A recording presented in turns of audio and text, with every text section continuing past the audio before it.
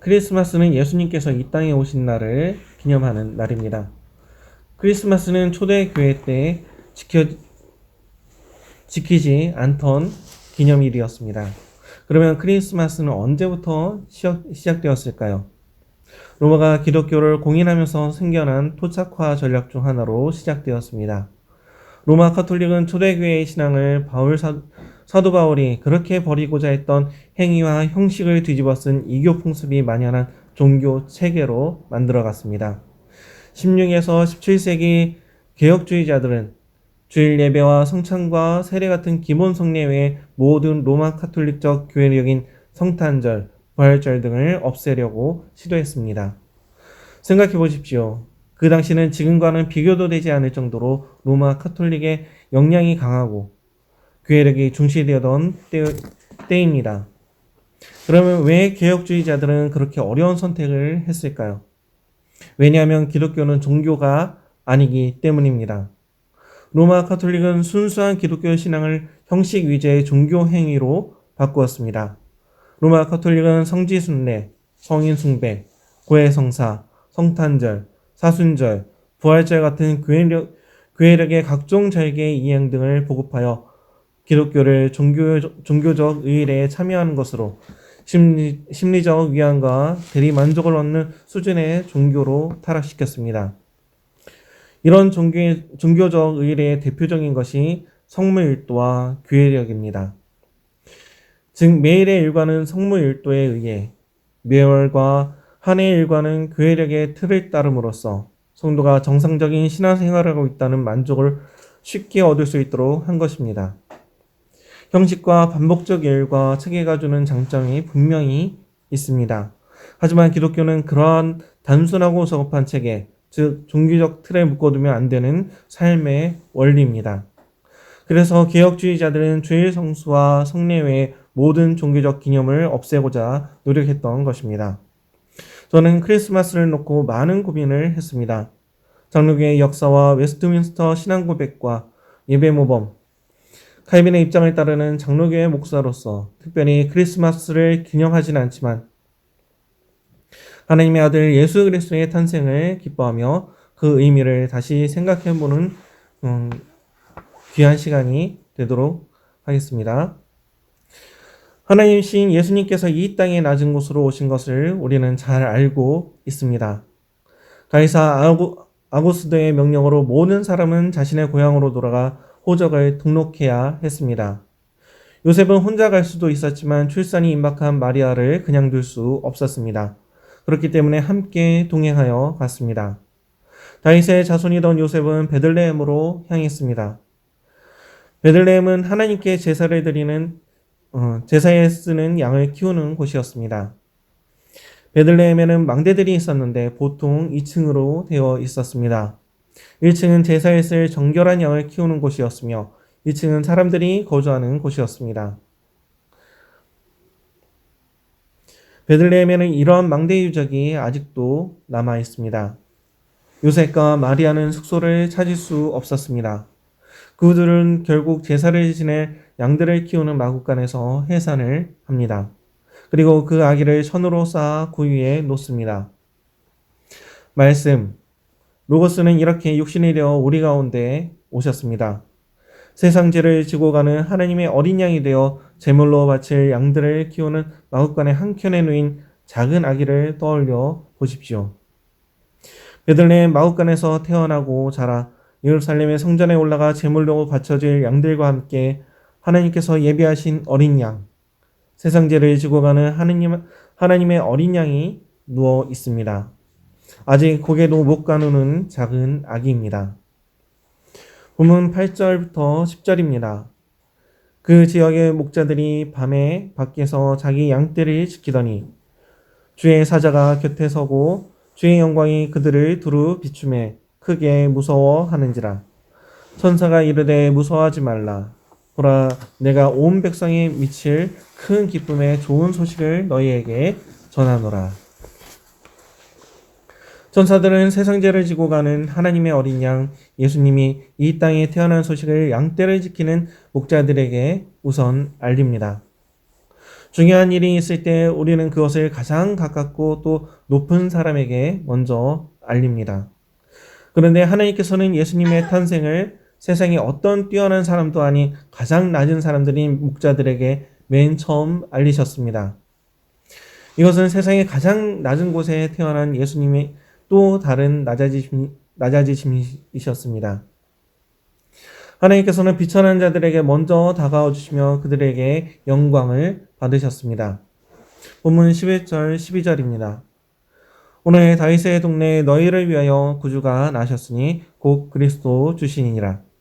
너희가 가서 강보에 쌓여 구유에 누워 있는 아기를 보리니 이것이 너희에게 표적이니라 하더니, 하나님은 천사들을 통해 들판에서 양을 돌보던 목자들에게 다윗의 동네 베들레헴의 구세주가 나셨다고 알려주십니다. 그리고 구주 메시아의 표적으로 아기가 강보에 쌓여 구유에 누워 있다고 하십니다. 이 구유에 누인 아기, 그 말을 들은 목자들의 심정은 어땠을까요? 베들레헴에서 양을 키우며 잔뼈가 자란 목자들은 금세 이렇게 생각했을 것입니다. 세상에, 예루살렘의 큰 절기 제사에 쓸 특별한 양을 키우는 마구간에 그 아기가 태어났구나. 이스라엘 사람이라면 누구나 고대하던 대망의 그리스도 메시아가 예루살렘 큰 절기 제사에 쓸 양들을 키우는 마구간에서 태어나 구유에 누워 있다니. 그들은 30년쯤 지나 요단강에서 세례 요한에게 세례 받으시는 예수님을 보고 보라, 세상 죄를 지고 가는 하나님의 어린 양이다 라는 세례 요한의 증언을 들으면서 자신들이 본 그 구유의 아기임을 알았을까요? 그들은 33해쯤 지나 예루살렘에서 유월절 전야에 십자가에 달린 예수님을 보고 그들이 본 그 구유의 아기임을 알았을까요? 그렇게 예정된 그 구유의 아기 예수님의 탄생을 하늘의 천군 천사가 찬양합니다. 본문 13절 14절입니다. 호련히 수많은 천군이 그 천사와 함께 하나님을 찬송하여 이르되 지극히 높은 곳에서는 하나님께 영광이요 땅에서는 하나님이 기뻐하신 사람들 중에 평화로다 하니라. 지극히 높은 곳에서는 하나님께 영광이라는 것은 인간을 구원하시려는 하나님의 계획과 이 땅에 오신 메시아를 찬양하는 것으로 예수 그리스도의 구원의 사역을 통해서 궁극적으로 하나님께 돌아갈 영광을 노래하고 있다는 것입니다. 땅에서의 기쁨은 천사들이 이렇게 노래하고 있습니다. 하나님이 기뻐하신 사람들 중, 예수님께서는 창세전부터 택하신 하나님이 기뻐하신 사람들이 예수를 믿음으로 죄에서 해방되어 참된 자유와 평안을 누리는 것을 말합니다. 항상 이 말을 하면 예수님께서는 모든 사람을 구원하러 오셨다며 얼굴을 붉히는 분들이 있습니다. 성경은 분명하게 말합니다. 에베소서 1장 4절입니다. 창세전에 그리스도 예수 안에서 우리를 택하사 우리로 사랑 안에서 그 앞에 거룩하고 흠이 없게 하시려고. 하나님께서는 시간 밖에 존재하는 초월적인 존재입니다. 우리같이 시간과 공간에 갇혀서 현재 시각만 살아가는 유한하고 제한적인 존재가 아닙니다. 하나님께서는 시공간 밖에서 우리를 들여다보고 계십니다. 마치 크리스마스의 장식인 스노우볼을 들여다보는 것처럼 우리를 보고 계십니다. 우리는 스노우볼 안에 한순간, 현재만 살아가는 제한적이고 유약한 존재들입니다.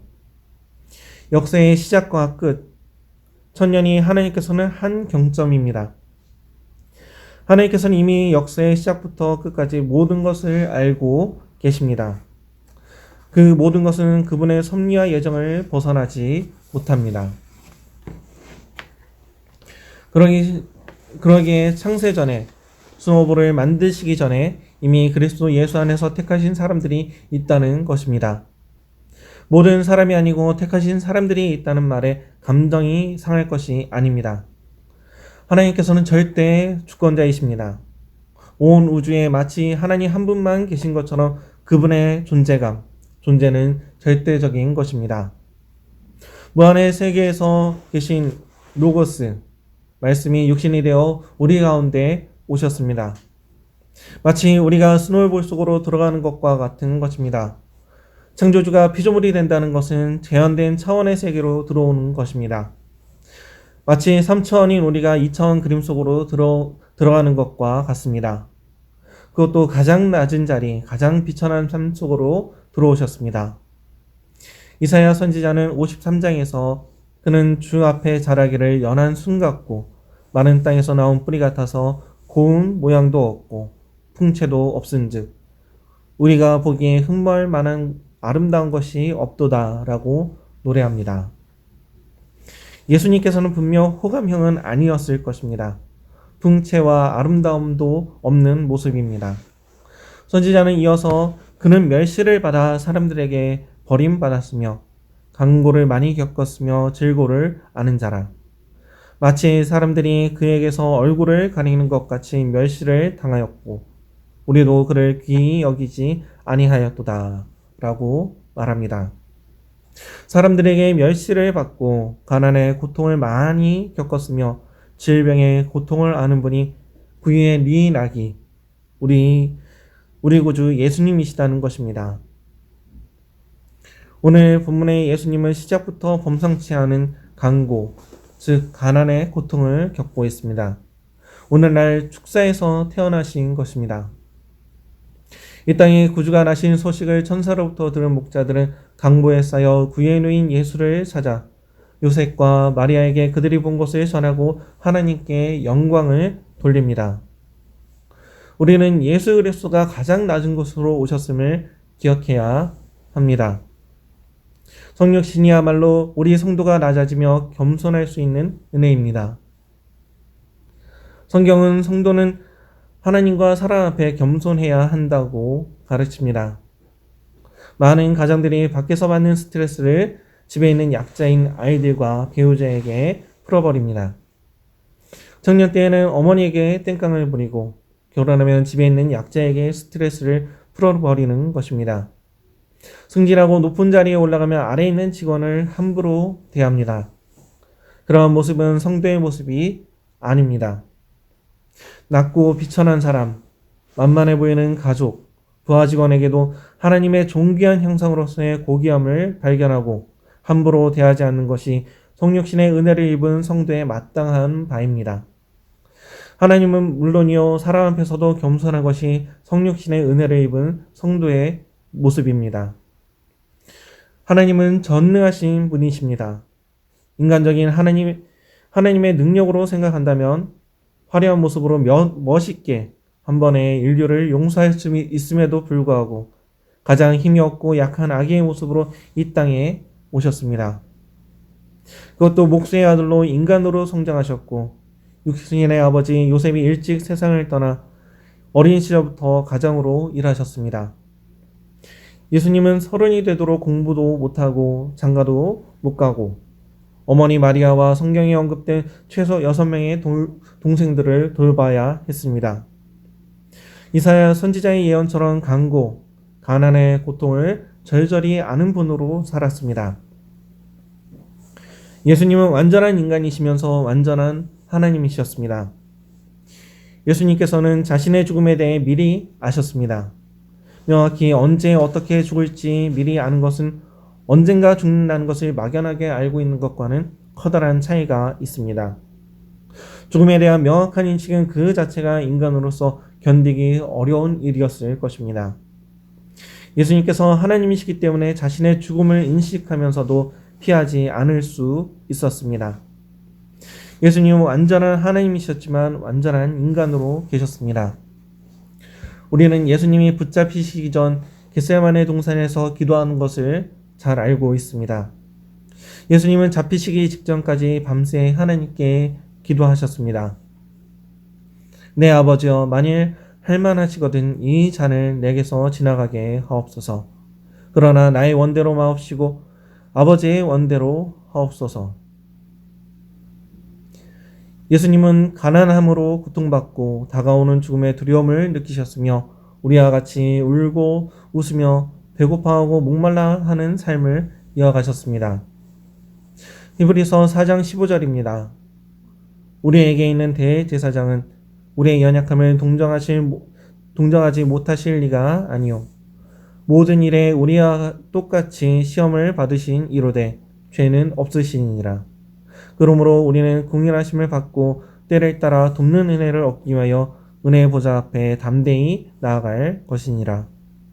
우리의 연약함을 체휼하신 하나님, 성육신하시어 이 땅의 가장 낮은 자리 구유에 누인 성자 하나님의 은혜의 보좌 앞에 담대히 나아가는 우리 모든 성도들 되시길 축원합니다.